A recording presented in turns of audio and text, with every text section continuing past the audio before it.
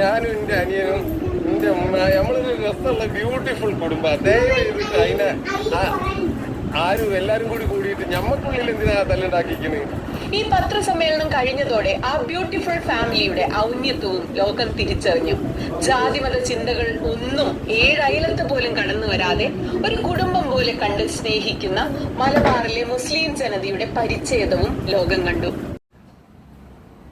നമ്മുടെ മനാഫിൻ്റെ ആ സുഹൃത്തം വഴിയാണ് യഥാർത്ഥത്തിൽ അർജുനൻ്റെ ബോഡി തപ്പിയെടുക്കാൻ കഴിഞ്ഞത്. മാത്രമല്ല തപ്പ് എന്ന് പരിഹസിച്ചു കൊണ്ടിരിക്കുന്നവരല്ലാതെ സംഘികളുടെ പട്ടത്ത് നിന്ന് അർജുനനെ കണ്ടെത്തുന്നതിന് ഒരു ചെറിയ അണ്ണാരക്കണ്ണൻ്റെ സഹായവും കൂടെ സംഘികളിൽ നിന്നുണ്ടായിട്ടില്ല. മാത്രമല്ല അതൊക്കെ ഈ മനാഫി എന്ന ഒറ്റയാൾ പോരാട്ടത്തിൻ്റെ ഫലമായിട്ടാണ് യഥാർത്ഥത്തിൽ അർജുനനെ കണ്ടെടുക്കാൻ യഥാർത്ഥത്തിൽ ശിരൂരിൽ ഇത്ര വലിയ ജനശ്രദ്ധ കിട്ടിയത് എന്ന കാര്യം എല്ലാവർക്കും അറിയുന്ന കാര്യമാണ്. 72 ദിവസത്തോളം ഇത് ലൈവായി നിലനിർത്തുന്നതിന് വേണ്ടി മാത്രമാണ് മനാഫ് ഒരു യൂട്യൂബ് ചാനൽ തുടങ്ങിയത്. അല്ലാതെ മനാഫിന് സ്വന്തം ജീവിതത്തിന് വേണ്ടി, ജീവിതത്തിൻ്റെ അഭിവൃദ്ധിക്ക് വേണ്ടി, ജീവിത ഉപാധിക്ക് വേണ്ടി ഒരിക്കലും ഒരു യൂട്യൂബ് തുടങ്ങിയതല്ല മറ്റുള്ളവരെ പോലെ.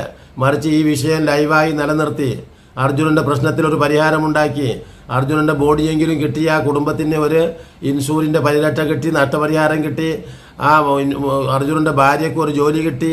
ഇതിനൊക്കെ വേണ്ടി തന്നെയായിരുന്നു അദ്ദേഹത്തിൻ്റെ ആത്മാർത്ഥമായ ശ്രമം. അതാണ് ഇത്രയേറെ ആത്മാർത്ഥതയോടെ പ്രവർത്തിച്ച ആ മനാഫിൻ്റെ ആ ഒരു ജാതി നോക്കിയില്ല, മതം നോക്കിയില്ല, ഒന്നും നോക്കിയിട്ടില്ല. അത്തരത്തിലുള്ള ആ സഹകരണത്തിന് ഒരു അംഗീകാരമായിരുന്നു ലോകം മൊത്തം. ഈ മനാഫിൻ്റെ കൂടെയായിരുന്നു ലോകം മുഴുവൻ നിന്നിരുന്നത്.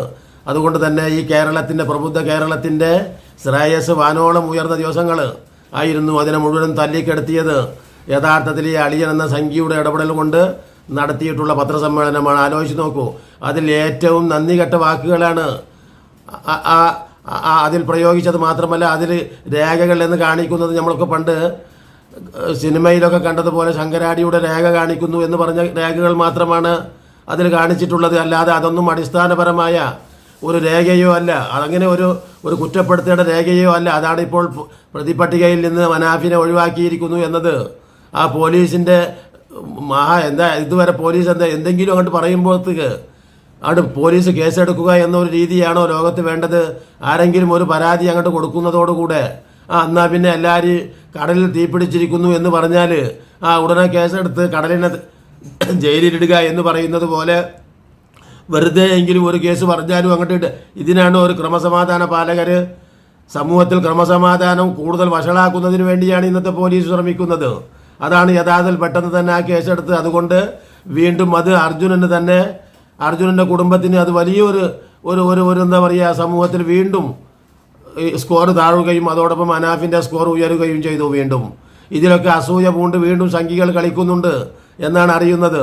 സീക്രട്ട് ഏജന്റ് എന്ന യൂട്യൂബറുടെ കളിയാണെന്നൊക്കെ പറയുന്നുണ്ടെങ്കിലും അതൊന്നും നമുക്ക് വിശ്വസിക്കാൻ പറ്റില്ല. നമുക്ക് ആലോചിച്ചാൽ കിട്ടാവുന്ന ഒരു കാര്യമാണ്. നമ്മൾ സത്യം കണ്ടിട്ടുണ്ട്. ഈ അർജുനനോടൊപ്പം തന്നെ കാണാതായ ഒരു കുടുംബമുണ്ട്. അവിടെ ഒരു ചായക്കടയോ മറ്റോ നടത്തി വന്നിരുന്ന ആ കുടുംബത്തിൻ്റെ സ്ഥിതി എന്താണ്? 2 കുട്ടികളും ഭാര്യയും ഭർത്താവും ആ മണ്ണിനടിയിൽ പോയിട്ട്, അതും ഇതേപോലെ തന്നെ ഏകദേശം 80 ദിവസങ്ങളിലേറെയായി. അവരുടെ കാര്യം ആരാണ് ഇടപെട്ടത്? ഇതുവരെയും അവരിൽ ഒരാളെ പോലും കണ്ടെത്തുന്നതിന് വേണ്ടി ശ്രമമുണ്ടായോ? എന്താ കാരണം? ആരും അതിന് പിന്നാലെ നടക്കാനുണ്ടായില്ല. നമുക്ക് എന്ത് സഹായം കിട്ടുമെങ്കിൽ ഇപ്പോൾ ഒരു ടേമ പെൻഷൻ, ആ ടേമ പെൻഷൻ നമുക്ക് കിട്ടുമെങ്കിൽ വെറുതെയെങ്കിലും കുടിയിൽ കൊടുന്നു തരൂല. മറിച്ച് നമ്മളിങ്ങനെ നടന്ന് ആദ്യം അത് ശരിയാക്കണം. എന്നതുപോലെ തന്നെ നമുക്കൊരു നീതി കോടതിയിൽ നിന്ന് കിട്ടണം എന്ന് പറഞ്ഞാൽ നമ്മൾ അത് വെറുതെയെങ്കിലും കോടതിയിൽ പോയി നിന്നാൽ കിട്ടൂല, അല്ലെങ്കിൽ കോടതിയിൽ പോവാതെ പെരയിൽ ഇരുന്നാലും കിട്ടൂല. മറിച്ച് ആ നീതി കിട്ടുന്നതിന് നമ്മുടെ ഒരു വക്കീലിനെ സമീപിക്കുന്നു എന്ന് പറഞ്ഞാൽ നമ്മുടെ ഒരു വക്കാലത്ത് എന്ന് പറഞ്ഞാൽ ഒരു മധ്യസ്ഥൻ, അതുവഴി മാത്രമേ ഓടി നടക്കാൻ ഒരാൾ. അത് തന്നെ അങ്ങനെ ഓടി നടന്നിട്ടാണ് യഥാർത്ഥത്തിൽ ഈ മനാഫിൻ്റെ കാര്യം ശരിയായതെന്ന് ഇപ്പോൾ ഇതിൽ നിന്ന് നമുക്ക് മനസ്സിലാക്കാൻ കഴിയും. ഈ ഒരു കുടുംബത്തിൽ 4 പേരും ആ മണ്ണിനടിയിൽ പെട്ടിട്ട് പോലും ആരും ഇതുവരെയും ആ രംഗത്ത് അവരെ കണ്ടെത്തുന്നതിന് വേണ്ടി ശ്രമം നടത്താൻ ആരും ഉണ്ടാവാതിരുന്നത്. ഒരു കുട്ടിയുടെ ഒരു ബോഡി പോലും കിട്ടുന്നതിന് ആരും ശ്രമിച്ചില്ല. അതാണ് മനാഫിനോട് അവിടുത്തെ കർണാടക പോലീസ് ചോദിച്ച ഒരു ചോദ്യമുണ്ട്.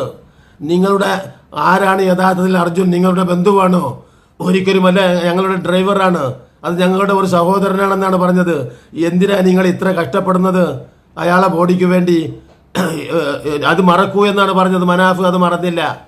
അതുകൊണ്ടാണ് ഇപ്പോൾ മനസ്സിലായല്ലോ യഥാർത്ഥത്തിൽ ഒരു കുടുംബത്തിൻ്റെ ബോഡിയോ അവരെവിടെയാണ് ഒന്നും അറിയാൻ അവർ മനുഷ്യജീവൻ തന്നെയാണല്ലോ.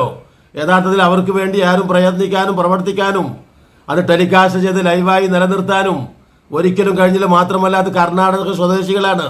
ആ കർണാടക സ്വദേശികളായിട്ട് പോലും അവരുടെ കാര്യത്തിൽ ആരും തന്നെ രംഗത്ത് വന്നില്ല. ആലോചിച്ച് നോക്കൂ, ആ കർണാടക ഗവൺമെൻറ് വന്നോ അല്ലെങ്കിൽ പൊതുവായിട്ട് വേറെ ആരെങ്കിലും വന്നോ? ആരും വന്നില്ല. അതുകൊണ്ട് തന്നെയാണ് അവരുടെ ബോഡികൾ കിട്ടിയില്ല. അവർക്ക് നഷ്ടപരിഹാരം കിട്ടുന്നതിനെക്കുറിച്ച് ആര് ചോദിക്കുന്നുണ്ട്, ആര് പറയുന്നുണ്ട്? എന്താ കാരണം? അവർക്ക് വേണ്ടി ഓടിച്ചാടി നടക്കാൻ ആരും ഉണ്ടായില്ല. അതുകൊണ്ട് അവർ വാർത്താ പ്രാധാന്യത്തിൽ നിന്ന് തന്നെ അവർ അപ്രത്യക്ഷമായി മനസ്സുകളിൽ നിന്ന് അപ്രത്യക്ഷമായി. ഇതെന്താ കാരണം?